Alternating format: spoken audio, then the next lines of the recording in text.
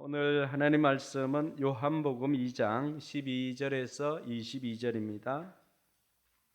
요한복음 2장 12절로 22절까지의 말씀. 불편하지 않은 분들은 우리 자리에 일어나서 하나님 말씀 받도록 하겠습니다. 여러분 읽는 것은 개역 개정하셔도 주일에는 우리가 내용을 좀 더 아이들과 함께 좀 더 쉽게 이해하기 위해서 세 번역으로 하고 있으니까 여러분들이 읽는 성경과 다르다고 해서 놀라지 마시기 바랍니다. 네, 우리 2장 12절로 22절까지 조금 길지만 같이 읽겠습니다. 이 일이 있은 뒤에 예수께서는 그의 어머니와 형제들과 제자들과 함께 가버나움에 내려가서 거기에 며칠 동안 머물러 계셨다.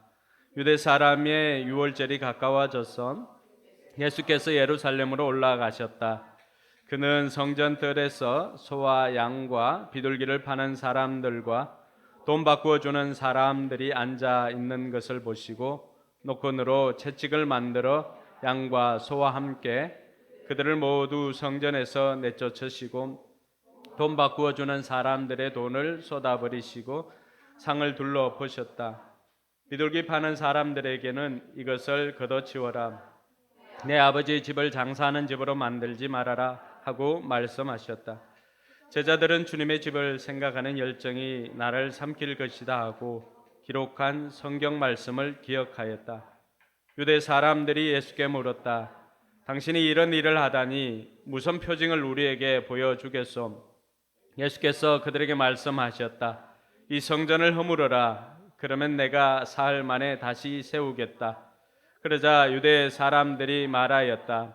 이 성전을 짓는데 46해나 걸렸는데 이것을 사흘 만에 세우겠다고요? 그러나 예수께서 성전이라고 하신 것은 자기 몸을 두고 하신 말씀이었다. 제자들은 예수께서 죽은 사람들 가운데서 살아나신 뒤에야 그가 말씀하신 것을 기억하고서 성경 말씀과 예수께서 하신 말씀을 믿게 되었다. 아멘. 네, 다섯 사람에게 여러분 복을 빌어주시기 바랍니다. 하늘 복 많이 받으세요. 네, 하늘 복 많이 받으세요. 오늘도 행복하세요. 네, 오늘도 행복하시고 하늘 복 많이 받으세요. 네, 손도 잡아주시고, 네, 오늘도 행복하시고 하늘 복 많이 받으세요. 네, 오늘은 성전 재건축 프로젝트라고 하는 제목으로 우리 이완 목사님 나오셔서 귀한 말씀 전해 주도록 하겠습니다. 네, 나올 때 우리 보내주신 하나님께 큰 박수로 환영하도록 하겠습니다.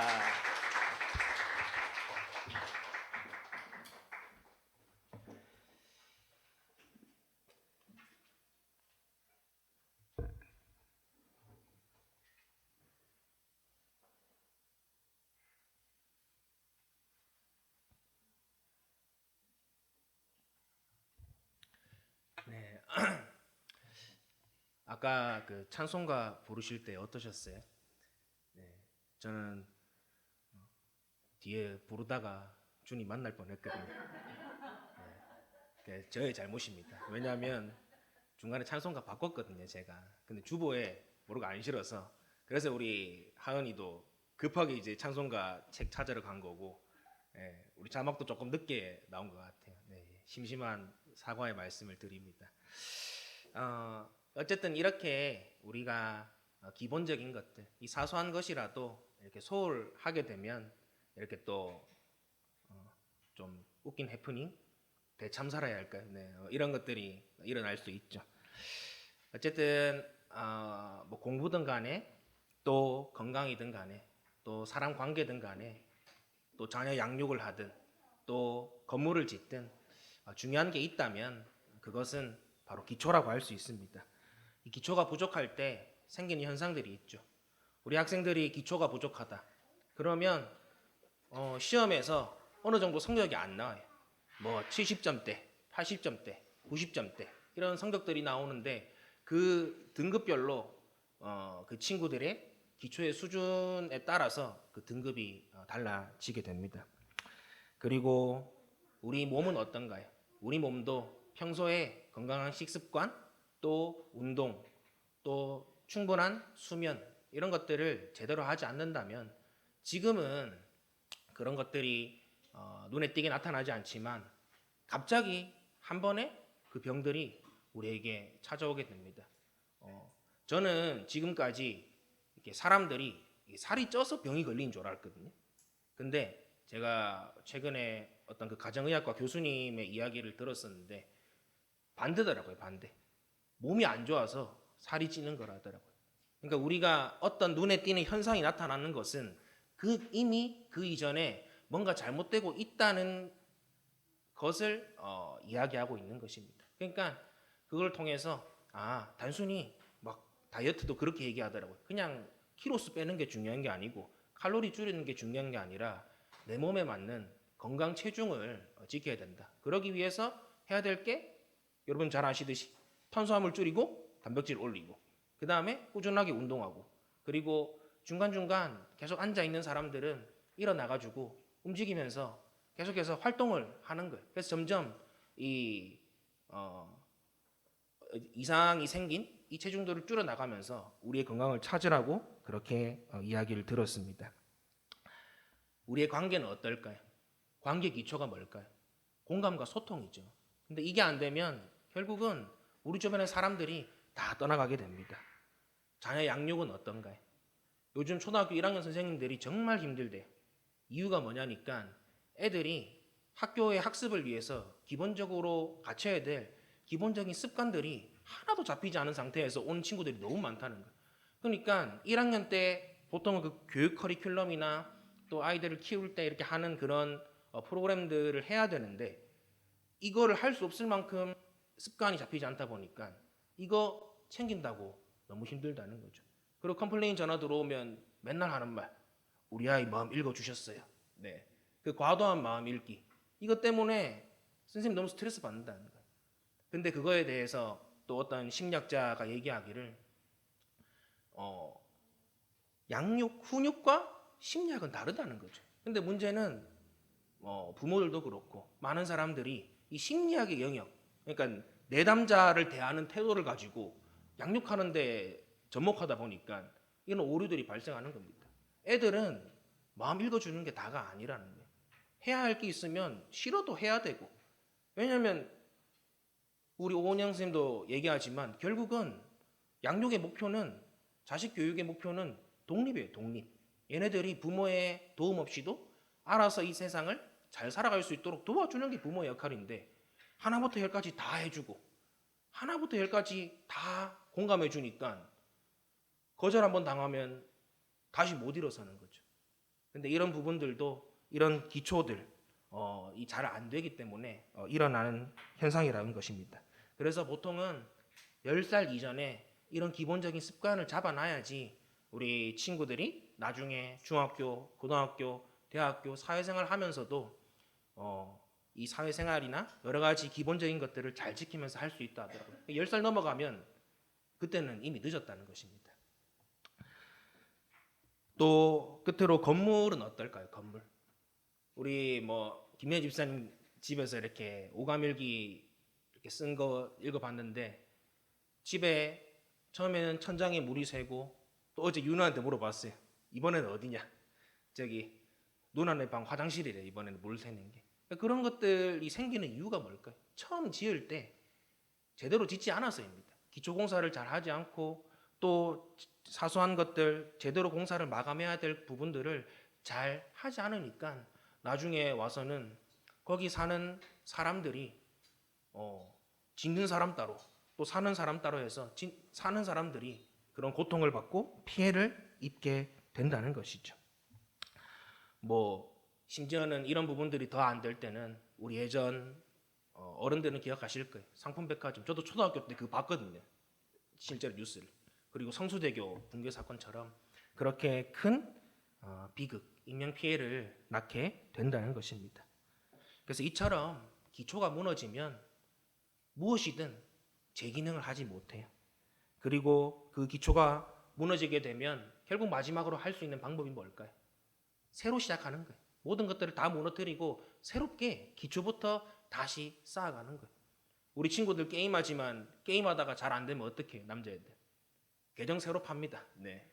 그리고 모바일 게임 처음에 그 캐릭터 나올 때 보통 그 전문 용어로 리셋 말하라 하거든요. 자기 원하는 그 S급 캐릭터 안 나오면 자꾸 계정 새로 파가지고 원하는 거 나올 때까지 돌려요. 왜? 이 캐릭터로는 소망이 없으니까. 네, 게임에. 네. 태연이 맞죠? 네, 맞아요. 네, 그렇게 게임도 그렇게 해요. 게임도 캐릭터 좋은 거 얻으려고 계속 계정을 새로 파고 새로 깔고 새로 만들고 이렇게 하는 것입니다. 건물도 마찬가지죠. 결국 모든 것들이 다 오래돼서 더 이상 그 기능을 하지 못할 때, 더 이상 그 기초가 세워지기 어려운 시점에 재건축이라는 것을 하게 됩니다. 그런 의미에서 우리 신앙의 기초를 세우는 게 너무 중요하다는 거예요. 이 신앙의 기초가 바로 세워지지 않으면 신앙이 자라지 않죠. 늘 그 자리에 머물러 있어요. 늘 어느 순간 이만큼 올라갔다가도 이 기초가 안 되니까 다시 또 바닥까지 내려가는 거예요. 막 어느 순간에는 막 기도하고 막 찬양하면서 울고 뭐 이렇게 하는데 이 기초가 잘 안 되면 어느 순간 갑자기 교회 안 나오는 거예요. 네. 또 사람들 연락도 안 받는 거예요. 이런 식으로 잠수를 타게 되는 거죠. 뿐만 아니라 하나님과의 관계가 멀어집니다. 그리고 관계가 멀어지면 결정적인 순간에 우리의 선택과 결정이 하나님 말씀이 아니라 뭐가 될까요? 내 생각, 내 기준, 내 욕심이 모든 선택과 결정을 하는 그 판단의 기준이 되게 된다는 것이죠. 오늘 본문은 이 신앙의 기초가 무너진 이스라엘, 또 허울뿐인 성전을 예수님이 직접 재건축하는 장면을 우리에게 보여주고 있습니다. 그리고 이것은 우리의 신앙의 기초가 무너졌을 때를 대비한 우리에게 주신 경고임과 동시에 다시금 우리가 신앙의 기초를 세울 수 있는 기회와 방법을 우리에게 알려주고 계신 것이죠.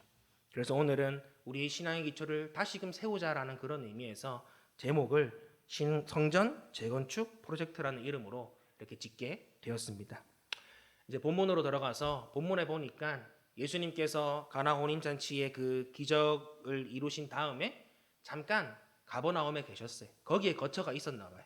그래서 거기서 잠깐 있은 후에 금세 또 예루살렘으로 가셨다고 합니다. 그 이유가 뭘까요? 바로 유월절을 지키기 위해서라고 나와 있죠.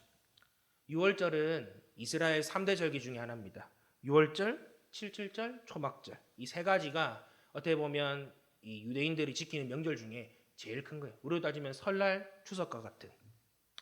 그래서 유대력으로 니산월, 옛날 포로기 이전에는 아비월이라 불렀어요. 근데 이 월 14일, 우리 태양력으로는 3월과 4월 사이에 3월 말부터 그 4월 14일 사이에 그 기간 동안 지키는 절기입니다. 그래서 우리가 잘 알듯이 이 유월절의 유래는 출애굽기에 나오죠. 하나님께서 이스라엘 백성들을 탈출시키기 위해서 10가지 재앙을 내리십니다. 근데 그 중에 마지막 재앙이 뭘까요? 하랑? 마지막 재앙이 뭐지? 네, 맞아요. 박수 한번 주세요. 역시. 네, 제가 알 것 같은 사람한테만 물어봅니다. 네, 긴장하지 마시고. 네. 어쨌든 우리 하랑이가 얘기해 준 것처럼 장자의 죽음, 처음 난 모든 것들의 죽음이 마지막 10번째 재앙이었어요. 근데 그때 그 집에 문 설주, 여기를 그냥 설명해 드리면 이 양쪽 끝에 여기랑 여기에 피를 바른 어린 양의 피를 바른 집은 죽음의 천사가 그 집을 넘어가서 그 생명이 보존된다고 그렇게 말씀하고 있습니다. 그래서 들었지? 역시. 네. 나중에 물어볼 게 또 알겠지? 네. 그래서 이 사건을 통해서 결국 400년간 애굽의 노예 생활을 하던 이 이스라엘 백성들이 어떻게 되었을까요? 그들이 아무리 노력하고 아무리 고민해도 할 수 없었던 그 방법으로 하나님은 이들을 애굽에서 탈출시켜 주셨다는 것입니다. 그래서 이 유월절은 이 구원의 하나님을 찬양하고 하나님께서 그들을 백성으로 삼으셨다는 것을 이 이스라엘 백성들이 대대로 기억하기 위해 지켜지는 절기라는 것이죠. 그렇다면 오늘날 이 유월절을 우리에게 적용하면 어떨까요? 바로 하나님의 어린 양, 세상 죄를 지고 가신 하나님의 어린 양이신 예수 그리스도를 통해서 먼저는 우리 모든 죄가 사함 받았다는 거예요. 죄의 노예에서 이제는 하나님의 백성으로 변화됐다는 거죠. 그리고 그 이름으로 말미암아, 그 이름을 믿음으로 말미암아 우리가 영생을 얻고 하나님의 자녀가 되는 권세를 얻었음을 믿으시기 바랍니다. 이 유월절을 통해 우리는 신앙의 기초가 뭔지를 배울 수 있어요. 바로 그것은 하나님과의 관계입니다. 그리고 내가 하나님 나라의 백성이다라는 이 하나님 나라의 백성으로서의 내 정체성을 지키는 것이 바로 이 유월절을 통해 배울 수 있는 신앙의 기초라는 거예요. 구약에 보면 솔로몬 이후에 북이스라엘, 남유다, 남유정 말고 남유다, 네, 남유다 이렇게 우리 남북처럼 갈라지게 돼요. 분열 왕국이 돼요. 그래서 북쪽에는 여로보암을 통해서 이렇게 다스려지고 밑에는 솔로몬의 아들 르호보암을 통해서 다스려집니다. 근데 보면 북이스라엘 왕들은 하나같이 하나도 빠짐없이 여호와 보시기에 악했다고 기록하고 있어요. 근데 이 사람들의 공통점이 뭐냐면 하나도 빠짐없이 우상 숭배하고 하나님과의 관계가 깨어지고 이 하나님 나라의 백성으로서의 정체성을 잃어버렸다는 거예요. 그리고 남유다도 마찬가지입니다. 남유다에도 많은 왕들이 있었지만 대부분의 왕들은 여호와 보시기에 악한 삶을 살았어요. 근데 그럼에도 불구하고 중간중간 정말 그 산소호흡기 달아주듯이 그 남유다 백성들을 살려주는 몇몇 선한 왕들이 있었거든요. 근데 그 중에서도 뭐 우리나라로 치면 세종대왕이나 정조 정도의 그 성군인 두 사람이 있어요. 여러분이 잘 아시는 히스기야와 또 그 남유다 말기의 왕이었던 요시야 왕입니다. 히스기야는 다들 잘 아시잖아요. 그 18만 대군의 아수르 군대를 하나님이 치셨던 그 사건. 그리고 이제 죽는 날이 가까웠을 때 하나님께 벽 보고 기도해서 하나님이 그 생명을 보존해 주셨던 그걸로 우리가 잘 알고 있죠. 근데 이 요시야 왕은 어떤 왕이냐면 이 사람이 39살에 일찍 요절을 하게 돼요. 애굽이랑 전투를 하다가. 근데 이 사람이 너무 성군이다 보니까 사람들이 너무 슬퍼한 거예요. 근데 그 중에 한 선지자가 이 사람의 죽음을 너무 슬퍼해서 그거를 노래로 쓰고 시로 쓴 거예요.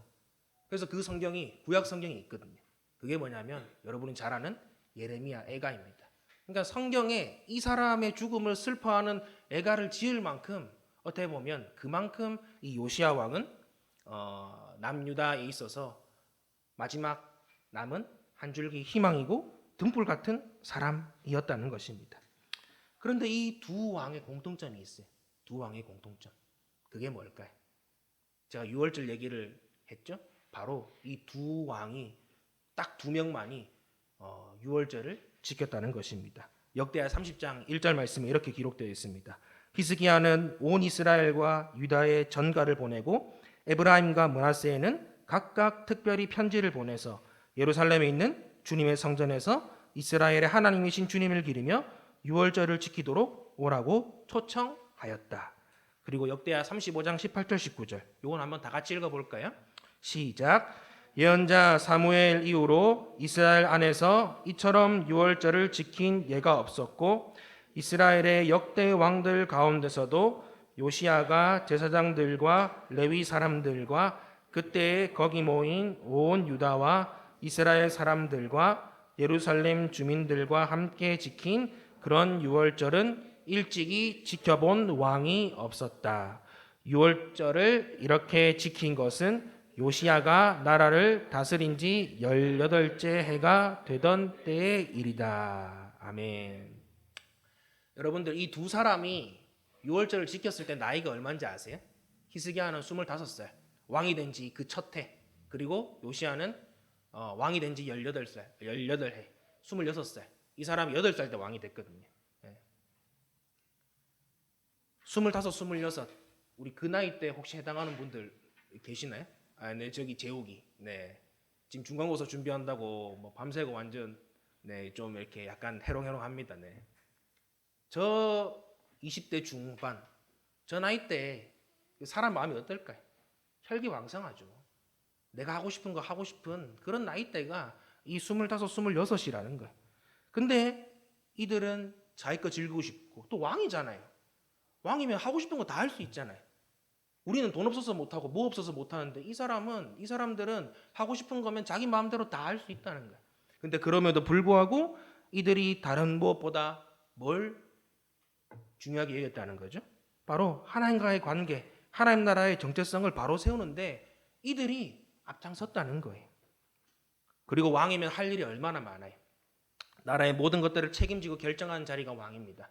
정치, 외교, 경제, 안보, 이 여러 가지 많은 부분들. 이런 것들을 결정해야 되고 책임져야 되는 자리가 왕이에요. 그래서 우리나라 그 조선 왕들도 그 하루 일과에 대한 부분들이 다큐멘터리로 나와 있는데 막 새벽 한 3, 4시부터 일어나가지고 막 또 새벽까지 일을 해요. 그래서 우리 세종대왕님도 나중에는 고기 좋아하고 맨날 앉아 있으니까 이 살이 엄청 쪘다고 그렇게 기록하고 있거든. 그 나중에는 그런 것들 때문에 여러 가지 합병증으로 이렇게 돌아가셨다고 그렇게 제가 알고 있습니다. 그런 것처럼 이렇게 할 일이 많고 중요한 것들이 많음에도 불구하고 이런 것보다 더 우선했던 것이 뭐라는 거예요. 바로 하나님과의 관계 회복이고 하나님 나라 백성으로서의 그 정체성을 지키는 것에 이 두 왕은 남유다의 정말로 성군이라 불리는 이 두 왕은 이것을 지켰다는 것입니다. 이것이 우리에게 주는 메시지가 무엇입니까? 바로 우리의 인생을 경영함에 있어서도 다른 무엇보다 최우선 순위로 우리가 삼고 실천해야 될 것, 바로 그게 하나님과의 관계요, 하나님 나라의 백성의 정체성을 지키는 것임을 믿으시기 바랍니다. 그리고 이 두 왕이 나라를 다스리는 시기가 단순히 종교적인 그런 개혁만 일어난 게 아니에요. 이 두 왕 시기 때 정말로 여러 가지 그런 분야들, 정치, 외교, 안보, 그런 경제 이런 모든 부분들에서 정말 솔로몬 이후에 최고의 전성기를 누리던 시기가 바로 이 시기거든요. 다른 말로 하면 너희는 먼저 그의 나라와 의를 보아라. 그리하면 이 모든 것들 우리가 입고 먹고 마시고 하는 모든 것들을 책임져 주시리라는 마태복음 6장 3절의 말씀이 이들의 삶을 통해서 그대로 나타나고 있다는 것입니다. 사랑하는 성도 여러분, 우리 신앙의 기초는 다른 무엇보다 우리가 하나님과의 관계를 바로 세우는 것이고 하나님 나라 백성으로서의 정체성을 지키는 것임을 기억해야 할 것입니다. 이 사실을 우리가 마음에 새겨야 돼요. 말로만 그렇게 해야지 하고 해서 변화되는 게 아니에요. 삶의 변화는 말로 할 때, 생각으로 할 때 되는 게 아니라 한 걸음 움직일 때, 우리의 행동으로 할 때 우리의 삶의 변화가 나타나는 것입니다. 그렇기 때문에 정말로 이 사실을 우리가 기억하고 말이 아니라 삶으로 실천하는 저와 여러분들 되시기를 예수님의 이름으로 간절히 축복합니다. 그렇게 유월절을 지키기 위해서 예수님께서 예루살렘으로 올라오셨고 당연히 성전으로 가셔야겠죠. 절기를 지켜야 되니까. 그런데 예수님은 거기 펼쳐진 그 모습들, 광경들을 보시고 화를 안 내는 그분께서 엄청나게 분노하셨다고 기록하고 있습니다. 14절에서 16절 말씀 우리 한번 같이 읽어보도록 하겠습니다. 요한복음 2장 14절 16절 시작. 그는 성전뜰에서 소와 양과 비둘기를 파는 사람들과 돈 바꾸어 주는 사람들이 앉아 있는 것을 보시고 노끈으로 채찍을 만들어 양과 소와 함께 그들을 모두 성전에서 내쫓으시고 돈 바꾸어 주는 사람들의 돈을 쏟아 버리시고 상을 둘러 엎으셨다. 비둘기 파는 사람들에게는 이것을 걷어치워라. 내 아버지의 집을 장사하는 집으로 만들지 말아라 하고 말씀하셨다. 아멘. 신명기 14장에 보면 하나님께 예배를 드릴 때 제물을 가지고 와야 되잖아요. 근데 제물을 가지고 오는 그 택하신 장소, 옛날에는 성막이고 또 이 본문에서는 성전이겠죠. 근데 여기까지 올 때 혹 여기로부터 멀리 떨어져 있는 사람이 있다면 그 사람은 예루살렘으로 와서 이 택하신 장소에 와서 물건을 사도 된다고 기록하고 있어요. 신명기 14장에 그렇게 기록되어 있습니다. 뭐냐면 물리적인 거리 때문에 흠없는 재물을 드릴 수 없는 사람들이 있다는 거예요.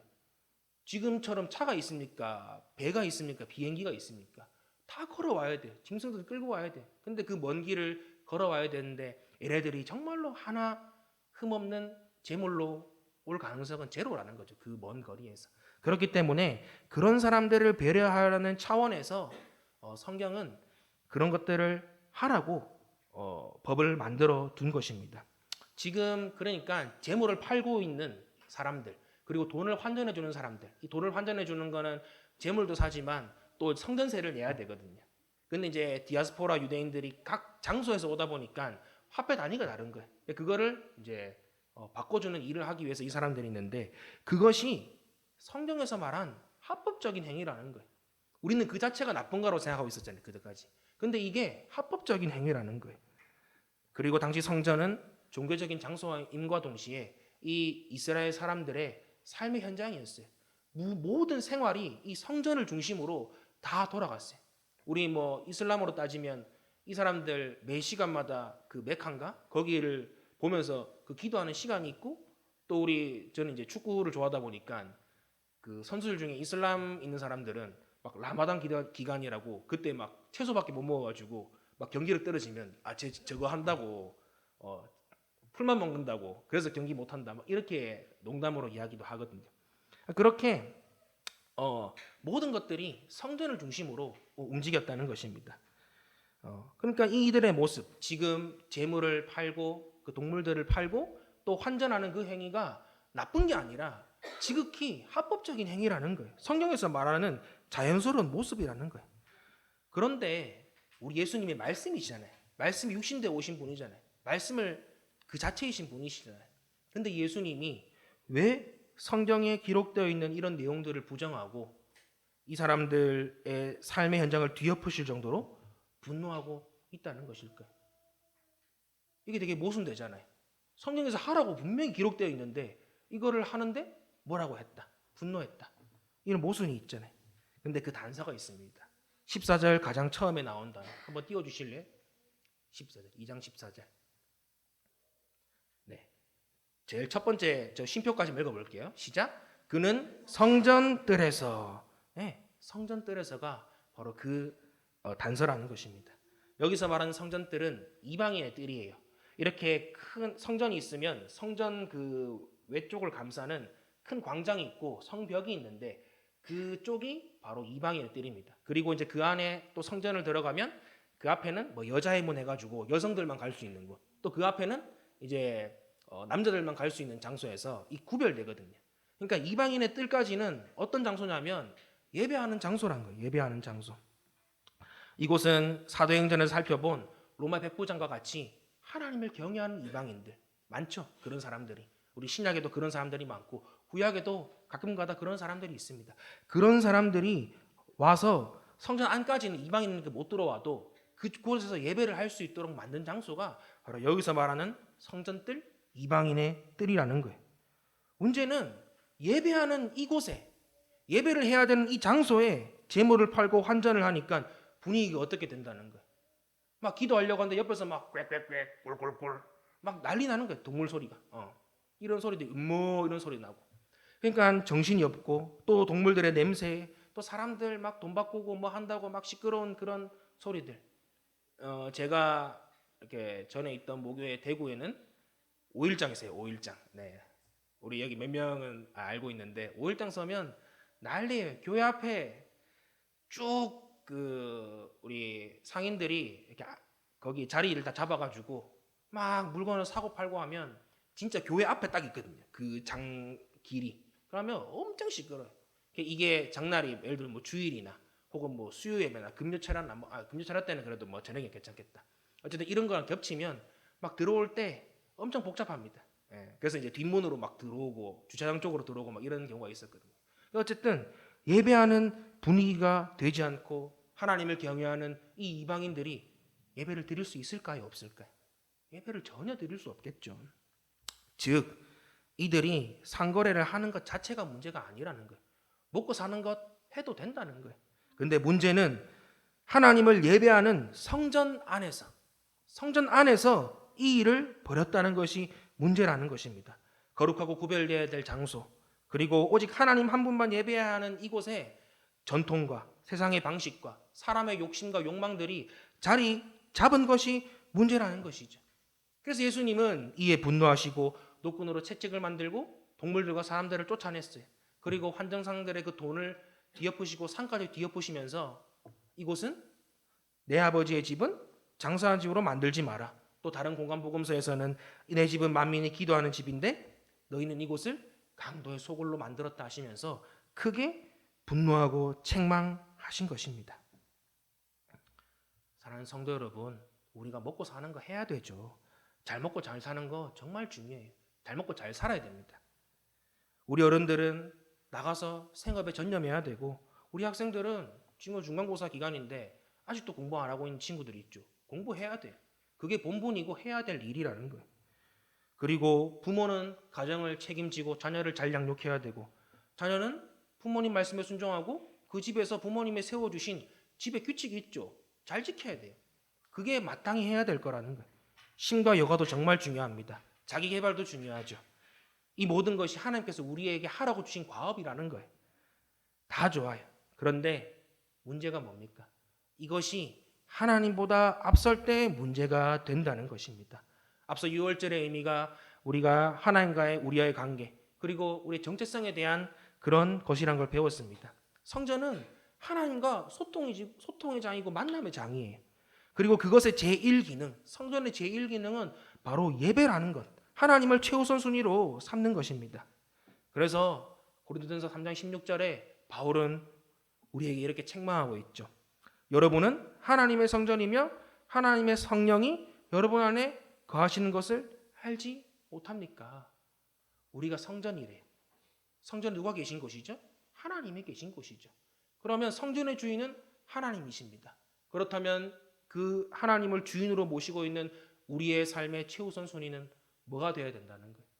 바로 하나님을 예배하고 경외하는, 그것이 우리의 삶의 최우선순위가 되어야 함을 기억하시길 바랍니다. 오늘 우리가 이 마음의 중심, 우리의 삶의 우선순위를 다시금 점검하지 않는다면 오늘 노끈으로 채찍을 만들어 휘두르시고 상을 뒤엎으신 그 예수님의 분노는 언젠가 그 때가 한계가 임박하고 넘어갔을 때 우리를 향해 올 수 있음을 우리는 꼭 기억하고 돌이켜야 할 것입니다. 그렇게 한바탕 소동이 일어나고 그 모습을 본 유대인들이 예수님께 물어요. 18절 말씀 같이 한번 읽어보겠습니다. 18절 말씀 시작. 유대 사람들이 예수께 물었다. 당신이 이런 일을 하다니 무슨 표징으로 우리를 보여주겠소? 표징을 보여달라는 거예요. 예수님의 하신 이 행동을 통해 표징을 보여달라고 하고, 그러니까 예수님이 그러면서 이 성전을 헐어, 내가 3일 만에 다시 세워볼게. 그렇게 얘기하니까 이 성전이 46년 만에 지어졌는데 어떻게 3일 만에 당신이 세울 수 있냐고 하면서 따져요. 근데 우리 한번 상식적으로 생각해봐요. 공공장소에서 이 난리를 피운 사람을 보면 여러분들은 어떻게 하실 것 같아요? 1번 경찰에 신고한다. 2번 누군가는 또 영상 찍겠죠? 유튜브 올리겠죠, 어디다가? 네. 여기 내발산동 민폐남 이런 거 해가지고 올리겠죠. 그게 정상이에요. 공공장소에서 이런 행위를 하는 사람들에 대한 첫 번째 조치는 뭐냐면 근처에 있는 군인들한테 신고를 하거나 어떻게 해서 잡아가서 일단 끌어내야 돼요. 왜? 그래야지 거기가 정리가 되니까. 근데 이 사람들이 지금 예수님께 와서 하는 첫 번째 말이 뭐예요? 당신이 이런 일을 하니 무슨 표징, 무슨 표적을 우리에게 보여줄 것이냐 물어봤다는 거예요. 이 말이 뭘까요? 바로 종교 지도자들, 여기 말한 유대인들은 그 성전에 있는 종교 지도자들을 말하거든요. 이 사람들이 첫째, 예수님의 행동이 보기에 옳다는 걸 인정 안 한 거예요. 말은 하지 않았지만. 두 번째, 바로 예수님이 하늘로부터 온 선지자일지도 모른다는 의구심을 하고 있다는 것입니다. 그러니까 둘 중에 하나잖아요. 진짜 하나님 보낸 사람이거나 아니면 정신 이상자거나. 근데 정신 이상자면 어떻게 하면 된다고요? 경찰에 신고하면 돼요. 근데 이렇게 안 하고 표징을 보여달라 했다는 것은 지금 예수님이 하는 이 행동이 자신들에게 하나님께서 어떤 메시지를 보내고 있다는 걸 인지하고 있다는 것을 알려주고 있는 것입니다. 그런데 문제는 뭐예요? 그것들을 알고도 예수님의 행동을 보고도 자신들을 돌아보기는커녕 도리어 예수님이 한 이 행동에 권위를 묻는 것입니다. 당신이 이런 거 보여주면, 이 표징 보여주면 나 그때 인정하고 믿겠어 라고 하는 교만한 모습을 보이고 있다는 거예요. 애초에 자신을 바꿀 생각이 단 하나도 없다는 것입니다. 이들은 자신을 돌아보기보다는 자신들의 권위, 기득권, 전통을 지키기 위해 예수님을 적극적으로 대적하고 있는 것이죠. 우리 이 모습 어디서 많이 봤지 않나요? 저는 이거 읽자마자 제일 먼저 떠오른 게 뭐냐면 40일 금식하고 예수님이 광야에 이끌려 시험 받았을 때 마귀가 했던 3가지 시험이었어요. 근데 그때 이 마귀가 똑같은 말 3번 합니다. 네가 하나님의 아들이거든. 마귀가 몰랐을 거예요. 하나님의 아들인지. 여기 하나님이 지은 모든 피조물 중에 마귀, 사탄만큼 예수님이 하나님의 아들인 걸 잘 아는 존재는 없어요. 우리 인간보다 훨씬 잘 알아요. 그래서 우리 신약에 귀신 쫓아내는 장면 보면 어떻게 돼요? 진짜 속된 말로 귀신같이 알고는 예수님 찾아와가지고 먼저 와요. 와가지고 지극히 높으신 하나님의 아들 예수여, 제발 당신이 나와 무슨 상관이 있나이까? 제발 나를 떠나가소서 하면서 이 귀신 들린 사람들, 귀신들이 먼저 예수님께 와서 예수님을 이제 알아보는 거예요. 하나님의 아들인지 알아보는 거예요. 그럼에도 불구하고 이 마귀는 지금 뭐 하고 있는 거예요? 네가 하나님의 아들이었다. 이 무슨 말이냐면 아는데 인정하고 싶지 않은 거예요. 잘못된 길을 가고 있음에도 불구하고 돌이켜 회개하기를 적극적으로 거부하고 있는 것입니다. 바로 이것이 사단의 전략이고 사단의 특징이라는 거예요. 우리 건강도 마찬가지죠. 계속 몸에서 이상 신호를 보내고 있어요. 자꾸 피곤하고 아침에 얼굴이 붓고 막 컨디션이 좋지 않은데도 불구하고 먹고 싶은 거 다 먹고 하고 싶은 거 다 하고 놀 거 다 놀고 이렇게 하다 보니까 점점 건강이 나빠지는 거예요. 근데 그럼에도 불구하고 여전히 우리가 그 상태로 머무는 이유가 무엇입니까? 알고 있잖아요. 몸 안 좋은지. 근데도 바꾸지 않는다는 거예요. 이것이 문제라는 것입니다. 오늘 우리의 모습은 어떤가요? 표징을 구하는 유대인들과 같이 지금 내 모습이 뭔가 잘못됐다는 그것을 알고 있음에도 불구하고 여전히 내 고집, 내 고정관념, 내 욕심 때문에 변하기를 거부하고 청개구리 마냥 그렇게 행동하고 있지는 않습니까? 계시록 3장 20절에 주님 말씀하시죠. 홀지하다 내가 문 밖에서 두드리노니 누구든지 문을 열면 내가 그에게로 들어가서 먹고 그는 나와 더불어 마시리라. 우리가 우리의 마음의 문을 열기만 하면 돼요. 예수님이 강제 집행하지 않아요. 막 이거 뭐라고 하죠? 이 문단 이거 막 큰 디버 같은 거 이걸로 막 자물쇠 따고 경찰들이 막 조폭들 사무실 쳐들어와 가지고 문 열듯이 그렇게 우리에게 오지 않는다는 거예요. 문을 두드린다는 거예요. 우리가 먼저 그 음성을 듣고 돌이키길 원하신다는 거죠. 바로 매주 드리는 이 예배의 시간과 오늘 들려주신 말씀을 통해서 주님은 이제 그만 방황하고 제발 나에게 돌아오라 애타게 말씀하고 있다는 그 사실을 우리가 기억해야 할 것입니다. 그런데 돌이키기를 거부하는 이 유대인과는 다른 반응을 보인 부류가 한 부류 더 있었어요. 그게 바로 제자들이에요.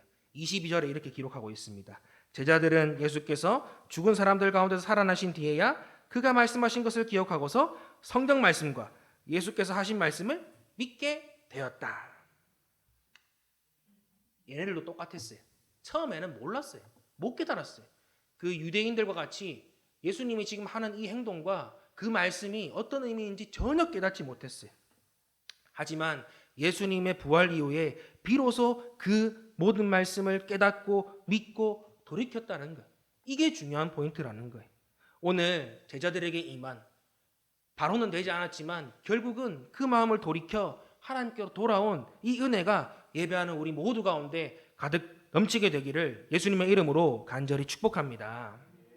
우리가 잘 아는 탕자의 비유가 있죠. 둘째 아들이 아빠로부터 유산을 받고 외국에 나갑니다. 그리고 정말 그 코푼이 휴지 쓰듯 돈을 막 써요. 파티를 열고 뭐 좋은 집을 사고 차를 사고 뭐 당시에는 뭐 말이겠죠. 뭐 좋은 말. 그렇게 열심히 돈을 썼는데 언젠가는 그것이 바닥이 나죠. 그리고 그거에 겹쳐서 그 지방에 흉년까지 겹치게 됩니다. 완전 궁핍한 상황에 놓이게 된 거예요. 그래서 그 사람이 먹고 살기 위해서 무슨 일을 하냐면 아는 사람한테 물어보니까 야 그럼 너 저기 내가 돼지 농장이 있는데 저기서 돼지 치는 일이라도 해. 그렇게 해서 돼지치는 일을 했습니다. 근데 거기서도 먹을 게 없는 거예요. 그러니까 돼지가 먹는 그 쥐염 열매. 제가 맨날 쥐염 열매 이게 궁금해가지고 우리 많이 들어봤잖아요. 뭔가 보니까 그 강낭콩 같은 큰 콩이더라고요. 그게 콩과 나무더라고요. 그래서 뭐 우리나라 말은 뭐 쥐엽 나무인가? 그래서 거기서 나는 그 열매라고 제가 찾아봤거든요. 그래서 이 열매, 이 쥐염 열매라도 먹으려고 했는데 그것마저도 여의치가 않은 것입니다. 그야말로 벼랑 끝 막장까지 몰리게 된 것이죠. 그런데 그때 정말 삶의 밑바닥에서 아무런 소망도 없고 이제는 정말 끝났다고 생각한 그 순간에 둘째 아들이 기억한 게 있어요. 우리 잘 아시죠? 바로 아버지의 집이라는 거예요. 아빠를 기억한 거예요. 내가 돌이켜보니까 우리 아버지의 집에는 먹을 것이 많고 정말 풍족했다라는 그 사실을 떠올렸어요. 떠날 땐 소중한 줄 몰랐는데 집 나와서 온갖 고생을 겪고 나니까 그제야 비로소 아버지와 아버지의 집의 소중함을 깨닫게 된 것입니다. 그리고 어떻게 했을까요? 생각만 했을까요? 아니에요. 이 아들이 대단한 것은 비록 자신이 아빠 앞에 한 걸음도 나아갈 수 없을 만큼 추하고 더러운 존재라는 걸 깨달았지만 더 중요한 것은 거기서 가만히 있는 것이 아니라 실망해서 그 자리에 좌절하는 것이 아니라 돌이켜 아버지의 집으로 돌아갔다는 것이 너무나도 중요한 포인트라는 것입니다. 사랑하는 성도 여러분, 우리 찬양의 가사처럼 우린 넘어집니다. 오늘 하루 또 실수하죠. 그런데 괜찮다는 거예요. 왜요? 우리가 무슨 실수를 하건 어떤 반복된 죄 때문에 날마다 넘어지고 또 넘어져도 우리가 하나님의 말씀을 기억해서 돌이키기만 하면 우리 예수님은 둘째 아들을 있는 그대로 받아준 그 아버지의 마음을 가지고 우리를 즉시 받아주시고 일으켜 세워주심을 믿으시길 바랍니다. 그 주님의 한없는 긍휼과 은혜를 붙잡고 다시금 일어서서 주님께 돌이키라는 거예요.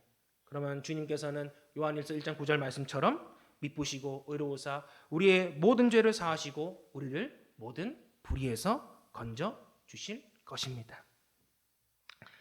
예수님의 행동, 그것을 깨닫지 못하고 표적을 보여달라는 유대 종교자들, 그리고 아직 그 말씀을 깨닫지 못한 제자들을 보면서 예수님은 판단을 하신 거예요. 아, 얘네들 완전히 기초가 무너졌구나. 그래서 다시 지어야겠다라는 성전 재건축 프로젝트를 하기로 판단하신 것입니다.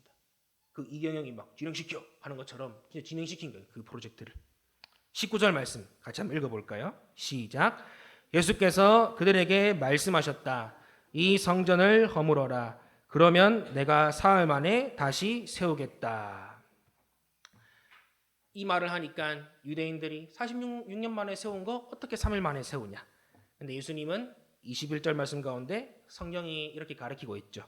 그러나 예수께서 성전이라고 하신 것은 자기 몸을 두고 하신 말씀이었다.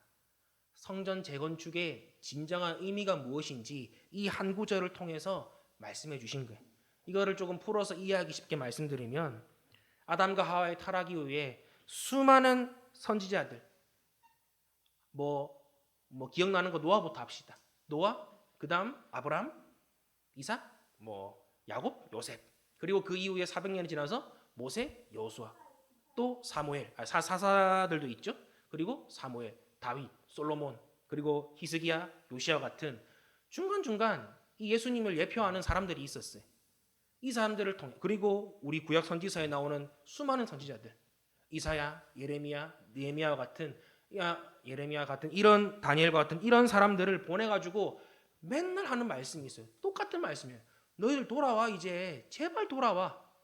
그럼에도 불구하고 그렇게 해서 무너진 신앙의 기초를 세우려고 주님이 부단히도 애쓰셨어요.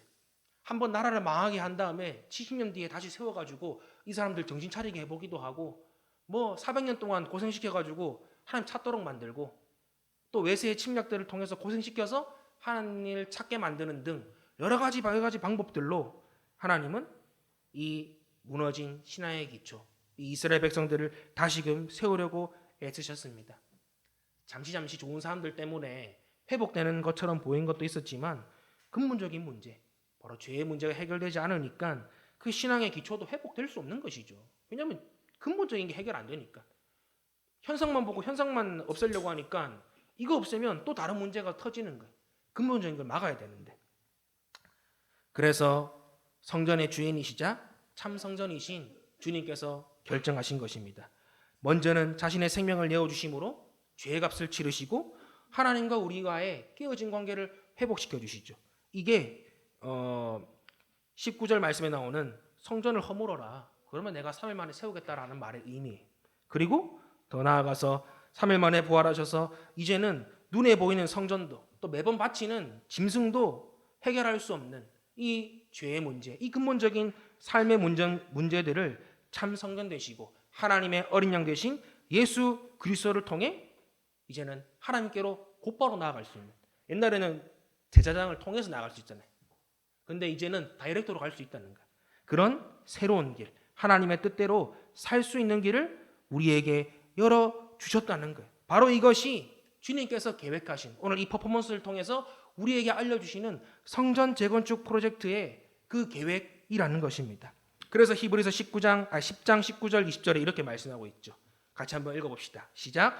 그러므로 형제 자매 여러분, 우리는 예수의 피를 힘입어서 담대하게 지성소에 들어가게 되었습니다. 예수께서는 휘장을 뚫고 우리에게 새로운 살 길을 열어주셨습니다. 그런데 그 휘장은 곧 그의 육체입니다. 할렐루야. 인간의 그 어떤 노력으로도 또 공로로도 할 수 없기 때문에 하나님께서는 자신의 아들을 내어주심을 말미암아 새롭고 산 길, 그 전에는 수많은 짐승들을 잡아야 되고 할 때마다 여러 가지 과정들을, 복잡한 과정들을 거쳐야 되는 거예요. 근데 그럼에도 불구하고 도저히 회복되지 않으니까 주님께서는 성전된 자신의 몸을 다 허문 다음에 다시금 세우셔서 새로운 약속을 한 거예요. 우리 예전에 목사님 설교를 통해서도 그 약속에 대한 것들 많이 배웠죠. 약속을 못 지키니까 하나님은 지키라고 막 협박하는 게 아니라 새로 써줘요. 월세를 예를 들어 이번 달에 뭐 매월 내는 게 30만 원이다. 그러면 이 월세를 못 내니까 집주인이 어떻게 하냐면, 너 못 내? 그럼 보통 쫓아내잖아요. 근데 그게 아니라 너 못 내? 그러면 내가 깎아줄게. 집주인이 20만 원을 깎아주고 10만 원을 깎아주는 거야. 근데 30만 원, 20만 원, 10만 원, 5만 원, 만 원, 1,000원, 100원으로 깎아줘도 이걸 내질 못할 정도로 상태가 안 좋으니까 어떡하는 거야? 아예 계약서를 또 새로 쓰는 거야. 이제는 그렇게 하지 말고 그냥 살아. 너가 계약서에 사인만 하면 내가 이거 해줄게 라고 하면서 그렇게 지금 해주신다는 거야. 이게 얼마나 큰 은혜예요, 우리에게. 그렇게 어떤 공로도 할 수 없기에 하나님께서는 자신의 아들을 내어주시면 말미암아 우리에게 이런 새롭고 산 길, 새로운 성전, 하나님으로 나아갈 수 있는 길을 열어주셨다는 거예요. 그리고 이 사실을 믿고 예수님을 내 마음의 주인으로 모시기만 하면 되는 거예요. 그래서 우리가 복음이 공짜지만 값싼 게 아니라는 거예요. 이게 가치가 없어서 그냥 주는 게 아니라 너무 비싸니까 우리가 감당할 수 없으니까 깎고 안 돼서 나중에는 그래, 너 할 수 없으니까 공짜로 해줄게. 그렇게 해서 우리에게 주신다는 거죠. 그래서 이 예수님을 내 마음의 주인으로 모시기만 하면 이제는 내가 성전의 주인이신 예수님을 모신 뭐가 된다는 거야? 하나님의 성전, 성령의 전이 된다는 것입니다. 할렐루야. 내 안에 계신 성령을 통해 이제 내가 누구인지 깨닫고 나아가 제자들과 같이 말씀을 믿고 그 뜻 가운데 순종하며 살아갈 수 있는 그 삶을 살 수 있는 힘과 능력을 우리에게 주신다는 거예요. 바로 이것이 성전 재건축 프로젝트를 통하여서 우리 가운데 행하실 놀라운 하나님의 뜻이라는 것을 기억하시길 바랍니다. 그렇다면 끝으로 우리가 이 성전 재건축 프로젝트를 통해서 이제 여기 있는 모두가 예수님을 통해서 주님을 모신 성전이잖아요. 살아있는 성전이잖아요. 이따 찬양도 부르겠지만 우리는 주님의 움직이는 교회라는 거예요. 그러면 주님의 움직이는 교회, 하나님의 성전으로서 우리는 이 신앙의 기초를 잘 세우기에 어떻게 살아야 될까요? 첫째는 참 성전 되신 예수 그리스도를 붙잡아야 합니다. 당시의 말씀을 깨닫지 못한 제자들이 깨닫게 된 것, 그것은 바로 예수님의 부활을 경험하게 된 후였죠. 그리고 삶이 변화되고 이제야 하나님의 성전다운 삶을 살 수 있게 되었던 계기가 언제예요? 사도행전 2장에 나오는 오순절 마가다락방의 사건을 통해서 이 사람들이 변화되게 된 것입니다. 이를 통해 알 수 있는 것, 신앙의 기초는 내가 어떻게 노력한다고 되는 것이 아니라 바로 주님 손에 달려 있다는 거예요. 그래서 요한복음 15장 5절 말씀이 이렇게 말하고 있죠. 참 포도나무 대신 그 예수님께 우리가 머물고 그분께 붙어 있을 때 그 사람이 어떻게 한다고요? 그 다음 구절에 읽어봅시다. 시작. 내가 그 안에 머물러 있으면 그는 많은 열매를 맺는다. 너희는 나를 떠나서는 아무것도 할 수 없다. 예. 주님께 붙어 있기만 하면, 주님께 붙어 있으려고 그 노력을 하면 주님께서 우리 가운데 그 삶을 살아낼 힘과 능력을, 열매를 맺게 해주시고 도와주신다는 것을 믿으시길 바랍니다. 예수님을 붙잡으려면 어떻게 하면 될까요? 매일의 경건이 답이에요. 공부에는 왕도가 없어요. 우리 손흥민 선수도 그 가마 차는 거 양쪽 발로 다 잘 쓰죠. 근데 그 손흥민 씨 이야기 들어보니까 하루에 1000개씩 매일 연습했대요. 그러니까 그 몸을 부딪히고 체력이 딸리는 그 순간 가운데서도 그 각도, 요즘은 이제 포지션이 달라져서 계속 이렇게 컵백 오는 거 논스톱으로 차는 거 잘하지만 원래 손흥민이 제일 잘하는 거는 양쪽 이 그 라인에서 뭐라고 하죠? 이 라인을? 페널티 에어리어 그 밖에서 오른발 왼발로 가마차는 그 슛을 제일 잘해. 그래서 오죽하면 손흥민 존이라고 부릅니다. 거기를. 어쨌든 그거를 쓸 수 있는 것. 그것은 갑자기 된 게 아니에요. 매일매일 쉬지 않고 꾸준하게 반복했던 그 연습을 통해서 손흥민이 그런 슛을 찰 수 있고 골을 많이 넣을 수 있게 되었다는 것입니다. 이처럼 우리의 신앙도 마찬가지입니다. 왕도가 없어요. 지름길이 없어요. 그냥 어떻게 하면 되겠지가 없습니다. 그저 매일 내게 주어진 일상에서 부지런히 예수님을 붙잡는 그 경건의 시간들을 통해 결국 그 사람만이 나중에 아름다운 열매를 맺고 성전다운 삶을 살게 된다는 것입니다. 두 번째는 예배의 생명을 걸어야 됩니다. 요한복음 4장 24절 하나님은 영이시니 예배하는 자가 영과 진리로 예배할지니라. 로마서 12장 1절 내가 하나님의 모든 자비하심으로 너희를 권하노니 너희 몸을 하나님이 기뻐하시는 거룩한 산제물들이라. 이것이 너희가 드릴 무슨 예배? 영적 예배, 신령과 진정으로 드린 예배라는 거예요. 한마디로 예배의 생명을 걸라는 것입니다. 앞서 나온 히스기야, 요시야 왕도 유월절로 대표되는 이 예배의 생명을 걸었어요. 할 일 많은 그 왕들, 그리고 젊은 그 나이에 혈기왕성한 그 사람들이 하고 싶은 거 다 할 수 있는 능력과 그런 여유와 모든 것들 갖춘 사람들이 자신의 유익보다 바로 이 예배에 자신의 생명을 걸었다는 것입니다. 이로 말미암아 신앙의 기초가 바로 세워지고 이 기초가 튼튼하니까 나라도 덩달아 함께 부강하게 된 거예요. 그래서 하나님의 성전인 우리는 오늘 드리는 이 예배의 시간이 내 인생의 성공과 실패를 좌우하는 승부차라는 걸 기억해야 됩니다. 그리고 마음과 뜻과 정성을 다해 예배드리는 저와 여러분 되시기를 예수님의 이름으로 간절히 축복합니다. 세 번째로 말씀을 삶의 기준으로 삼고 행동해야 됩니다. 유대인들은 표적을 구했어요. 그리고 고린도 전서인가 거기 보면 헬라인은 지혜를 구한대요. 유대인은 표적을 구하고 헬라인은 지혜를 구하래. 네. 근데 정작 이 사람들은 그런 것들 구했지만 자기의 삶은 바꾸지 않았습니다. 하지만 제자들은 뒤늦게마다 남아 그 말씀을 기억하고 깨달음으로 삶이 변화되고 또 가치 있고 행복한 삶을 살게 되었습니다. 이 이야기를 가장 잘 표현한 게 저는 시편 1편이라고 생각해요. 복 있는 사람은 악인의 꾀를 쫓지하며 그 얘기를 하면서 이 사람들의 특징, 복 있는 사람들의 특징이 뭐라고 하냐면 바로 여호와의 율법을 즐거워하여 그 율법을 주야로 묵상하는 사람이다. 그리고 그렇게 살아갈 때 이 사람이 어떤 것과 같다고 말하고 있어요. 시냇가에 심은 나무, 계절을 쫓아 시절을 쫓아 열매를 맺는 아름다운 열매를 맺는 그 시냇가에 심은 나무처럼 그가 하는 모든 일이 형통하게 될 것이고 주님께서 그 길을 인정해 주신다 말씀하고 있습니다. 그러므로 오늘부터라도 여러분들 말씀 읽기 멈추셨다면 다시금 읽는 거예요. 제가 오늘 우리 청소년부 어린이교회는 한 번 더 제가 쪼겠습니다. 네. 다시 우리 읽는 거예요. 큐티 꾸준하게 하는 거예요.